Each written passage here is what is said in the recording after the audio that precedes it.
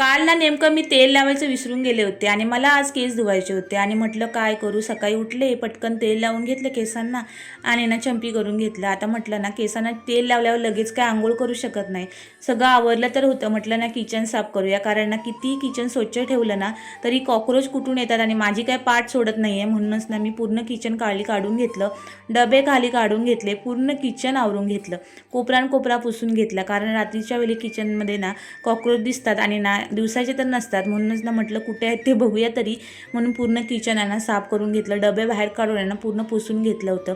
हे करताना ना खूप कंटाळा पण आला होता, पण ना हे सगळं पूर्ण झाल्यावर ना खूप मस्त वाटत होतं, कारण ना किचन खूप छान दिसत होतं.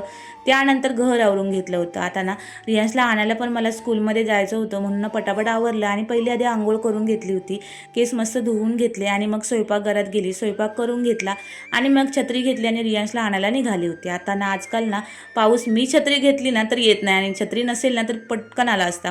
चला असो. त्यानंतर रियांशला स्कूलमधून घेतलं आणि पहिलं मार्केटमध्ये जाऊन ना भाजी घेतली होती, कारण रियांच्या स्कूलमध्ये ना त्या इंडिपेंडन्ससाठी ना काहीतरी रेसिपी बनवणार आहे, ती तुम्हाला मी शेअर करेन. भेटूया पुढच्या ब्लॉगमध्ये. तोवर बाय.